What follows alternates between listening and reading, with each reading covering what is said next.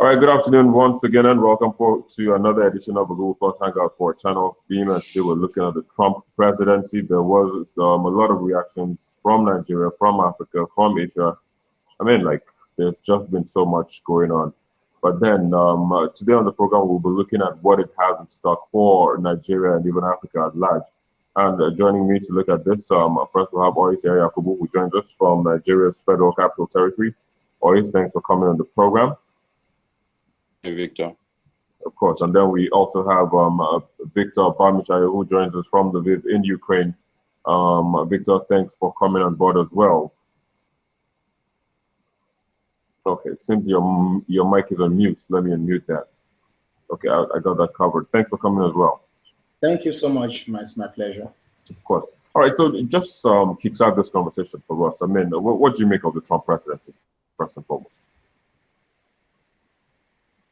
To me? Yes, please. Oh, okay. For me, I think for the Trump presidency, the majority in America has made their choice known, and that is the beauty of democracy. Either there's sanity in choice or there's no sanity in choice.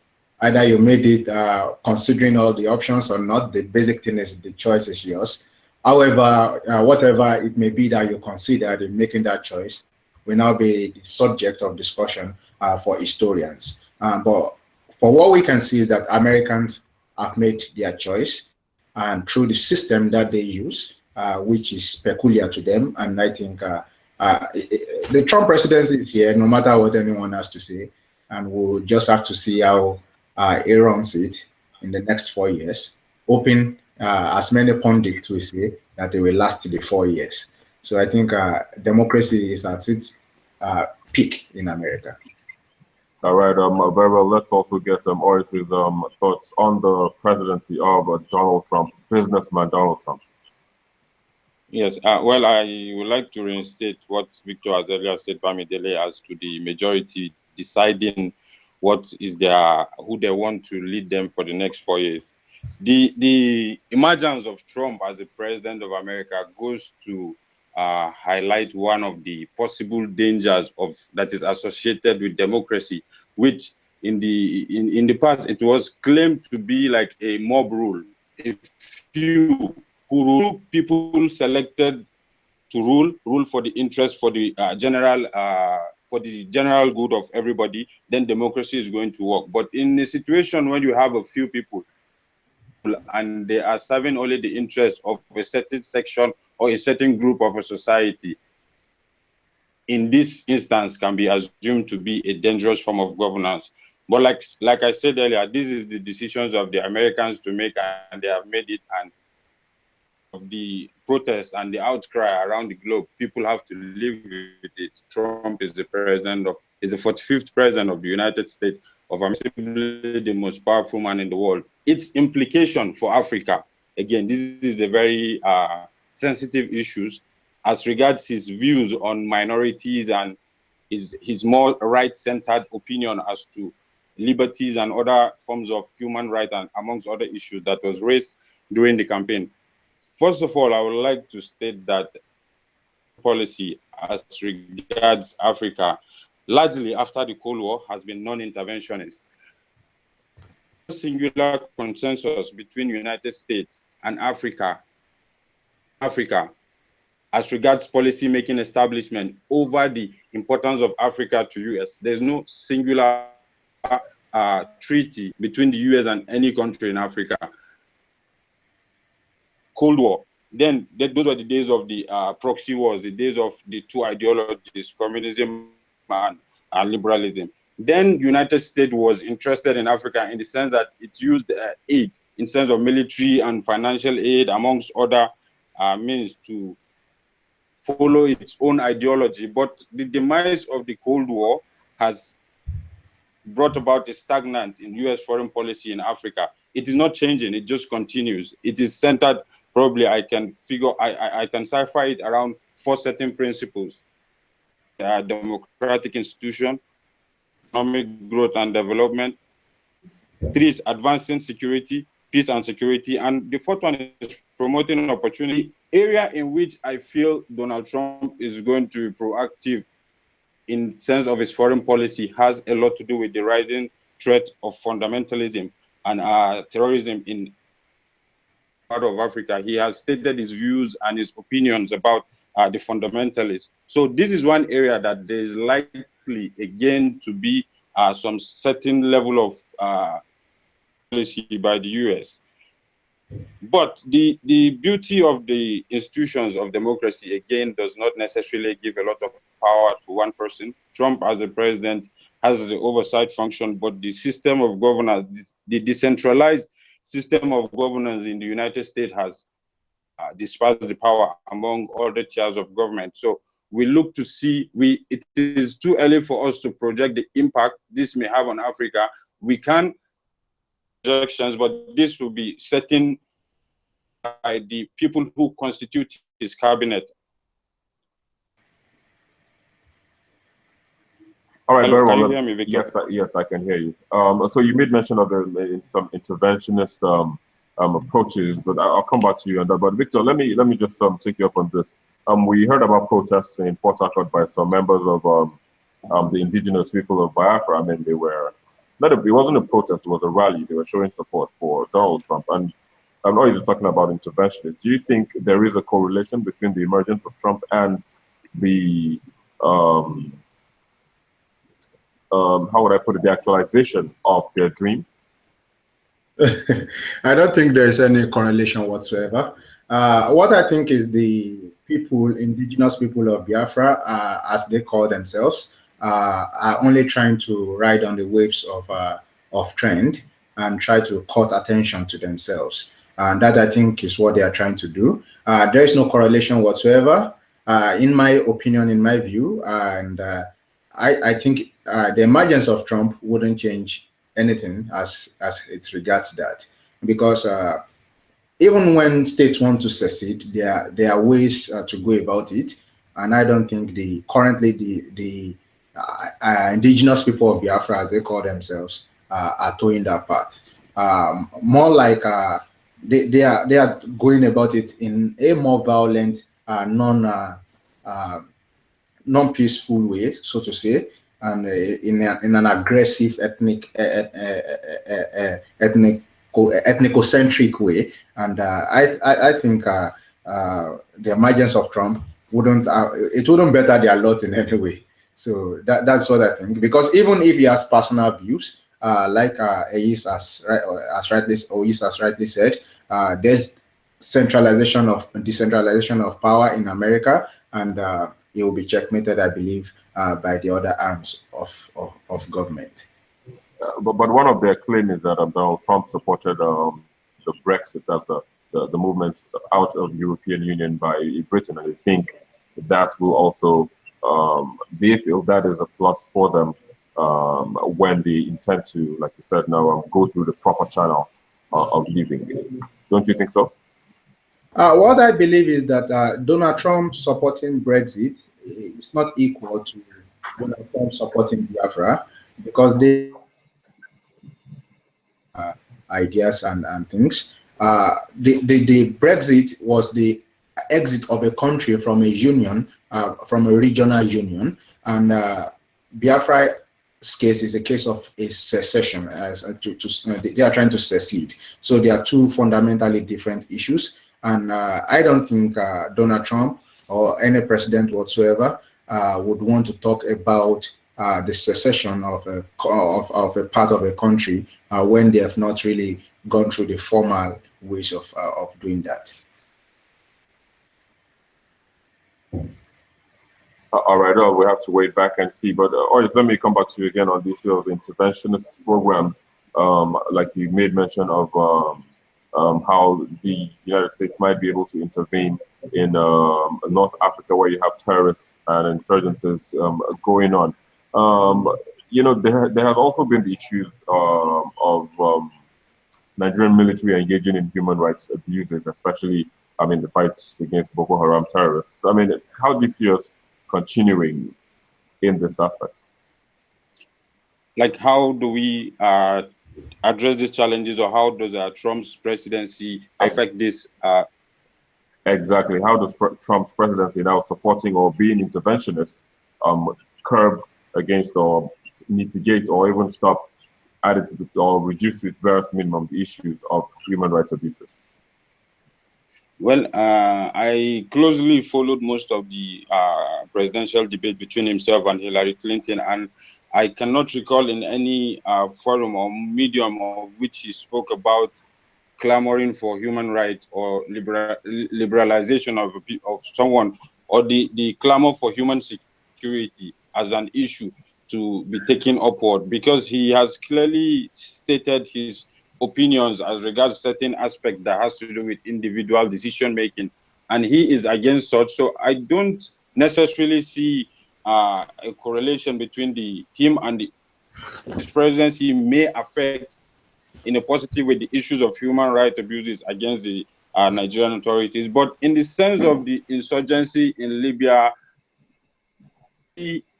my projections as a political scientist are that from following from his behaviors during this debate, he was very vocal in the sense that he wants to eradicate insurgency widespread in the Middle East, the Dish, ISIS, amongst others, and they have spread it to the northern part of Africa. So there is a likelihood there may be an intervention, but at what cost? If you check Libya today, it is a failed state. There are already multinational companies there who control a huge stake of the oil. So most of these interventions are to the preference of the lobbyists. These are the people who generally fund campaigns, and these interventions are channeled in a way to Congress of the United States. Seeing the fact that Trump emerged without little or no financial assistance from all these lobbyist groups, so there is less likely we would see such on-ground intervention in Africa. But I project in the nearest possible future, we will see possibly on the ground troops, because not just owing to the presence of oil, there is a very high and surmountable which is used to enrich uraniums for nuclear warheads. And he recently stated that he's in a nuclear arms race with China and whosoever country that opposes the United States. So there's a likelihood he may stick to this word and exploit that opportunity. All right, very well. Let's take a slow move. Victor, I'm coming to you on this. So now the issue, trade relations is one of the things that, of course, Africa, Nigeria, and even Africa will be looking at, because, as it seems, the Americans seem to have the largest economy. If you look at the issue, even if we look at it from companies, multinationals, and all that, how do you see us faring with this new presidency now? I think, thank you so much, Victor. I think Donald Trump is a businessman. And as a businessman, he has been trained, and he has the experience of looking out for his own interests first. So I think more than ever, which is what has actually been, but I think more than ever, Donald Trump's presidency will be looking for what is good for the US more than what is good for the nations with whom he may be looking trading with. So I think with Donald Trump's presidency, every nation must be clear with what they want, so that when they get to the negotiation table, there is no, they are not dilly-dallying, they are going straight to the point, and the negotiation terms are very clear. Because with a businessman like Donald Trump, he understands the art of the deal. I think, if I'm well informed, he wrote a book even about that. And so he will be somebody trying to protect the interest of the United States of America first before any other country. So for Africa and for Nigeria, it will show that we need to get back to our intellectual roundtable and be able to find out what is the roadmap, what do we want as a nation, and so that when we get to the negotiation table, we can be straight and direct as possible. All right, so for Nigeria now, in terms of trade relations, one of our major exports is crude oil. But then the exploitation of shale gas in the United States has actually led to a reduction in the amount of oil the US buys from us. Do you think they might or perhaps change their views as to that and perhaps purchase more from Nigeria? What I think when it comes to oil is that even if the US doesn't buy, What it brings to us is another lesson like what the recession has taught us, and that is diversification of our economy. We cannot afford to continue being a monoproduct economy. Like it or not, even if US wants to buy petrol till tomorrow, they are also exploring what is called renewable energy, and that is that without fuel, independent of fuel. So they are trying to see how they can get energy sources that are non-combustible, and so it will therefore mean that very soon oil will be very useless as useless can be. So what can we then do? It's to look at how to really diversify our economy and get self-sufficient in the things that we need for ourselves, and then try to see how can we export the things, other things that the nations of the world need, and that is in large quantity, because Nigeria as a country, we are blessed with so many resources that they need. So we therefore must know how to tap into those and not just be microscopic on oil, which is rapidly losing value. So I think if they refuse to buy that, it's more of a blessing in disguise for us, and we must wake up to diversify really beyond talking, but really in action our economy. All right, if you say so. But then, guys, let me come back to you. The issue, because we're looking at what it is in for Africa, we were made to understand that as soon as Trump took over the reins of power, the LGBT pay or section that was on the website of the White House or the presidency was taken down. Do you think this is one area where we might be caught? Because here in Nigeria, the issue of gay marriages and all that probably earns you 14-year jail term. Do you think this is one of the areas where there will be a lot of collaboration? Hold on a bit, please. All right, please go ahead. Okay, well, possibly there may be and there may not be, because the issue of 14-year jail term, as far as I am concerned, to my knowledge, I haven't heard that anybody has been prosecuted as to that effect. And most importantly, this culture is not very society as it is over there. So I think it will not, there wouldn't be, if there would be any, to be at its minimal in that sense, because I don't think there was any delegation of a sitting government whom were invited to the swearing in or inauguration. So this in its own, the silence has gone to send a certain message perhaps to and policy formulators and articulators around. It may have sent a message that there may not necessarily be cooperation in that terms. And I would like to contribute to what my colleague has said as regards the effect of trade. Africa need to get over the fact that we have resources and we can trade it out to the world. Now, Iran is back in the market and buy oil from Saudi Arabia than to buy from a society which is not necessarily conducive for its business. If you were a reasonable businessman today and you have the option of buying Niger Delta or Saudi Arabia, I think without being told, you will take. So regardless of the fact that oil is losing value, for us to be able to attract this much needed foreign investment, there's need for the government and other stakeholders to make our environment conducive before we can attract this foreign investment. And this applies to Nigeria, but most part of the African continent as a whole. It is not, we cannot continue to be dependent products from abroad. We need to be able to utilize our own resources to the best of our own benefit, rather than sell out at a cheap rate and buy in a more exorbitant. Doesn't necessarily make sense. Okay. Well, the issue of climate change is also one area where I think we might be at loggerheads, because during the campaigns, Trump seemed not to believe in climate change, but then Nigeria is seriously, and even some African countries, they are seriously pursuing or trying to bring an end to climate change. Where do you see us? Do you see us clashing in this aspect? Well, yes, most possibly there might be some certain disagreement to that. If also, Victor, if you will candidly agree with me, while Nigerian the Nigerian and other African government have demonstrated their interest in. There has been no substantial amount of effort to necessarily curb this the issue of affect our climate in Africa. We continue to remain prevalent, so we need to take actions rather than give our intent, because we have lived with the notion of intentions of doing certain things that will generally benefit the continent. But if it is not put into policy, there is going to impact on the society as to those effects. All right, very well. Victor, do you share the same view?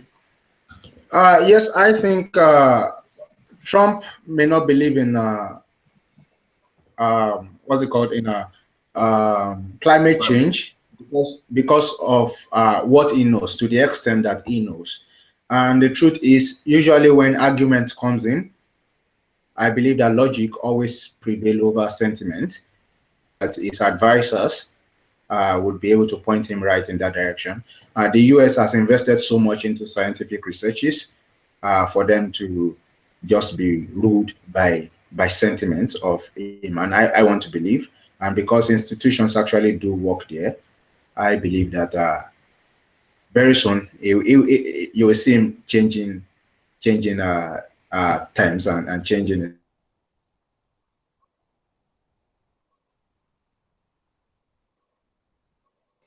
It seems we're losing Victor due to a glitch in his internet. But then, just before he comes back, let me come to you. But so moving forward now, because definitely he didn't say everything he wanted to say during his campaign. But which areas do you think we should be maybe collaborating or even trying to find or seek some help from the Trump presidency? Well, I think there's in terms of trade, I think there's a need for us to push incentives that will bring about foreign direct investment to not just Nigeria, but other African countries. And as Victor clearly did mention, Trump is business minded. So there's a likelihood that if we push in that front, we may benefit from that. Collaborating on this insurgency and radicalization that is spreading fast in the continent. He has a particular interest in that field. So I think most probably Africa can benefit from the presidency of Trump, and both in security and sustainable development wise. All right, very well. Victor is back. Victor, you were trying to make a statement earlier on before you had a glitch in your internet. If you could come again. Oh, all right, thank you. I believe that the non-belief in climate change is Mr. Trump's personal opinion, and I believe that because of the institutions that America works on, that logic will prevail over sentiment. And by the time he is presented with all the facts and is duly briefed with evidences, I believe that we'll soon see Mr. Trump changing his position on climate change. And I think that is in no distant time. So I believe really we have nothing to worry about when it comes to that, because institutions will take care of that beyond the sentiment of one man. All right, so we're actually earlier on looking at while we came back, we're looking at sectors or aspects at which we can seek to collaborate with the Trump presidency. Do you have any in mind? Yes, currently the Trump presidency, as he has said at his inaugural speech, that is looking at wiping out Islamic extremists. Extremists must be noted, quote unquote, from the surface of the earth. So I want to believe he meant that in the terms of terrorists. And so Nigeria is battling, and we are winning the war on terrorism. And so that could be a very vast area that we would be looking at collaborating. And to tell you the truth, Mr. Trump is a businessman, and he will be looking at doing business and also maintaining the world power status of America. And which other partner would he have in Africa beyond Nigeria? So I believe that his foreign policy would also favor Nigeria in a large to a large extent. But like I've said earlier, we must be clear with what we want as a nation, so that when we get to the negotiation table, we are not blabbering. Well, I hope. Sorry. Well, I hope we don't we don't blab, like you said, we're not blabbering. But then one key issue also that has actually stunned the world is the issue of the wall, building the wall and sending people who have taken their jobs back to their homes. Do you see that really happening? Well, as it is, I think nations make policies, and sovereignty dictates that one may not be able to interfere. But I think it will happen if the American people let it happen. So if the American people stand up against that, I believe so much that it will not happen. So, but if the American people get silent on that, and it means they agree with it, then it would actually happen. We've seen the protests that have rocked America just on his inauguration day, which he has not really taken any action. Those protests are just by what they perceive him to be. So I believe if it takes more actions that they see as threats to what they term the American dream, I believe the nation will rise against him, and he wouldn't have any choice but to backtrack. And if it does not, like I said, institutions work. So that's why some analysts are looking at the possibility of Trump not even surviving his 4 years, the 4 years of his first term. All right. So even talking about this protest, the protests have gone around, some in Asia, in Europe, and a couple of places. What does that signify? Well, it's if you look at the profile of these people who are protesting, they are generally the youths, ranges of people between the ages of 18 to 30, 40, thereabout.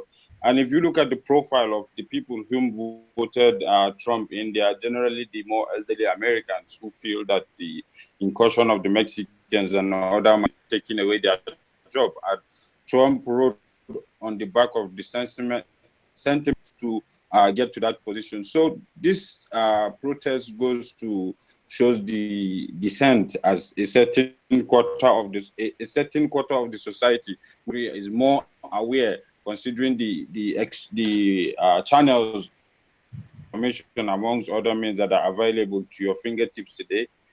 It's that quarter of the society have showed their dissent as to against his emergence as president and against his policy. But of the Americans, again, like my colleague said, voted for him. So if they let him to, since they have given him the mandate to rule for 4 years, if he's accorded the opportunity, I will do as people that have largely voted him, because he needs to, for a re-election bid now, saying he survived the first 4 years, for a re-election bid, he needs to take into account whom were the people that voted me, and on what promises and policies was I able to acquire this vote. So true by he wants to be re-elected by the same strongly, I think there's a likelihood of that wall amongst other extreme measures taken against minorities and Americans. Well, we have to wait to see how all these will play out. But then, just in wrapping up now, Victor, what would be your closing remark? Yeah, thank you very much, Victor, for having me. I want to believe and I want to say that President Trump is the reality of America right now. We as a nation and who claim to be sovereign must also create our own reality, independent of what the reality of other nations must be.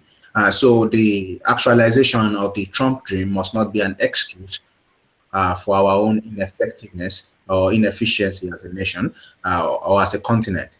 So I believe that the future of Africa and of Nigeria at large does not depend and is not tied to the Trump presidency. I believe we determine our own future by the actions that we take now and the things that we do now, the seeds that we sow now, and the economy that we build right now. Our next 4 years, our next 5, 8 years is built by the policies we are making now. So not on President Trump. Obama was there for 8 years and is gone, and the world did not stop because he has gone. So the same thing with Trump. It therefore means that we are the author of our own destiny as a nation and as a continent. So congratulations to Mr. I wish him the very best, and I hope he can make Americans proud. And I also wish that the American people can be active and alert to put pressure on their president to do what is right. Thank you so much. All right, very well, Maurice, let's get your own closing statement just before we go. Well, I will, the policies that we take are going to affect us internally. So there's a need for we Nigerians and Africans to stop seeing ourselves as a back runner and dependent upon foreign policy of the hegemony for us to be able to prosper. Within Africa, there are a lot of economic opportunities and other, in terms of investment amongst other sectors that we can exploit with it, are able to put a steady framework that facilitates or enhances interdependence for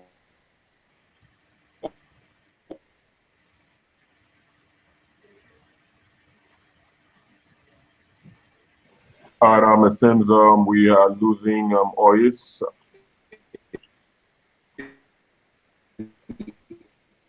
More effective interdependence of trade. All right, sorry, Ois, we kind of lost you for a minute. You can come again. Okay. Like I said, our own future is in our hands, like he earlier stated. So the emergence of Trump or otherwise has very little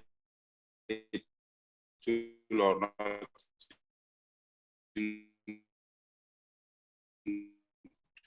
do internal policies. So it is the policies that we make today that we will reap tomorrow. So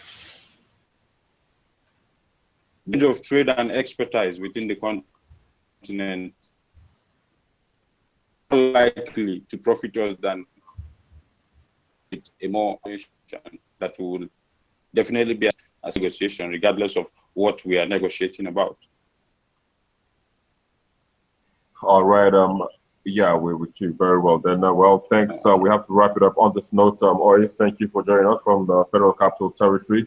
It's been a pleasure. Thank you for having me, Victor. Of course, and then it's been a pleasure as well. We also had Victor Bamzai, who joined us from Lviv in Ukraine. Thank you as well for coming on the program. But then that's where we call it quits or wraps on this edition of the program. Thanks for joining us. For those of you who watch us via our YouTube stream, we do see all of you as well. But that's where we come your way with another topic next week. It is bye for now.